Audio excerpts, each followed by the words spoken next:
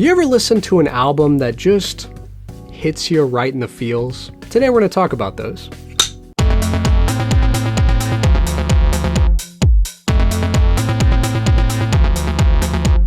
Hey friends, welcome back to Vinylize. Sorry it's been a minute, but today we're going to be talking about 5 albums that speak to my soul. So these are essentially some of the most beautiful and intimate albums that I've ever heard in my life. But before we get to those, I wanted to thank all the awesome people who've been sending us records in the mail lately, such as A. Hernandez, who sent the album Content is King by the label No Questions Asked, Edward from Austin, who sent Worlds Apart by Saga, Jake from Australia, who sent Blood Moon by Cold Chisel, Christopher from Arizona, who sent his own album, Jing, Susanna, who sent a very pleasant Christmas card, Jill Pickett, who sent Leaves Turn Inside You by Unwound, Bill from Illinois, who sent Groovin' by the Young Rascals, and the self-titled album Madness, Vince from New York, who sent Prelude by Diodato, the self-titled album By Heart, as well as their album Bebe Lestrange, or Babe Lestrange,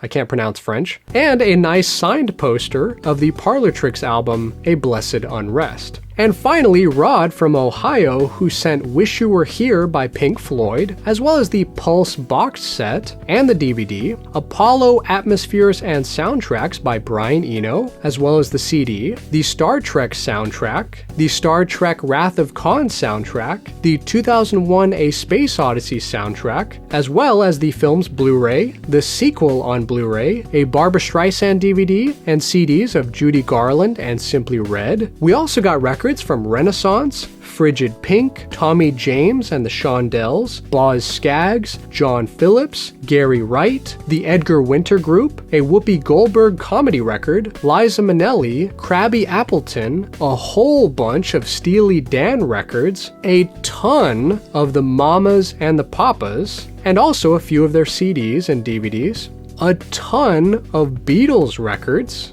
including several of their solo albums, as well as their DVD, Yellow Submarine, and then we also got some great ambient albums by Steve Roach, the Mo-Fi pressing of Inagata Devita, and another Ortophon 2M Black cartridge. So thank you guys so much for all this awesome stuff. Sorry I had to cut things short for time, but I really do appreciate everything y'all sent over. Y'all are awesome. Alright, now on to the records. Number 5, Marika Hackman, We Slept at Last. This record is the mesmerizingly gloomy yet perfect debut album from UK-based singer-songwriter Marika Hackman. It's intimate, it's dark, it's captivating, and it just seems to get better and better the more you listen to it. I think what really does it for me is Marika's vocals, which are outstanding on this record. Her voice has this beautiful, sullen, hypnotic, and fragile quality to it that is both somber and comforting at the same time. Kind of like a friend just giving you a nice big hug and letting you know everything's gonna be okay. It's nice. So these are songs from the heart, and even if you read the lyrics alone, it's like poetry. It's good stuff. So overall, this is a hauntingly beautiful record that speaks to my soul, and I highly recommend you guys check it out. Number 4, The Cure, Disintegration. How could I make this video without mentioning The Cure? It's impossible. I mean, this album is easily within the 100 greatest albums of the past century. It's that good, and it seems to radiate with people. People that, just like good music, seem to appreciate everything this record has to offer. Overall, it has this kind of sad pop sound to it that's very unique to this band. The wailing guitars, the bass lines, the instrumentation, and most of all, Robert Smith's vocals sort of blend together to create the perfect storm of melancholy majesty. It builds this entire world for your mind to just get lost in. Also, The Cure doesn't sound like anyone else out there. They do their own thing, and they make sadness kinda cool. Now, many people credit this album as one of the best goth albums ever recorded, even though Robert Smith himself doesn't want that label attached to his music. But either way, no matter how you describe this record, it's incredible, and you gotta hear it. Number 3, Sibylle Baier, Color Green. This is one of the most beautiful albums ever made, but it almost didn't happen. Let me explain. So, the story behind it is that after returning from an inspiring road trip with her friend in the Swiss Alps, German folk singer Sibylle Baier recorded these songs in her home on a reel-to-reel tape deck from 1970 to 1973, and they were never meant for anyone to listen to,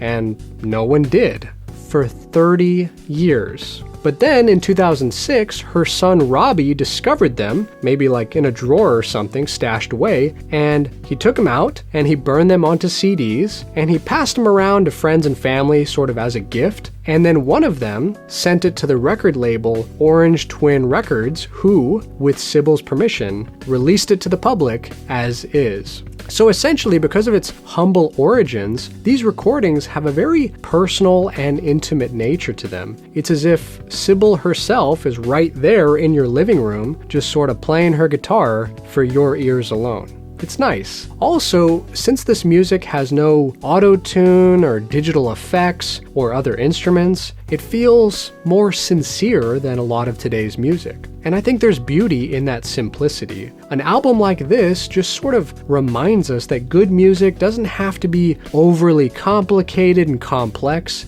It just has to make us feel something when we hear it.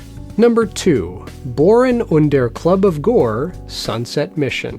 This is the dark jazz noir masterpiece that at this point I've probably talked about a million times in other videos. And if you haven't heard it yet, you really gotta give it a listen. This album features piano, saxophone, bass, and drums all set to a much slower tempo than traditional jazz, which sort of creates this darker and more moody feel to the music. It also features sounds of rain and thunder to add to that same effect.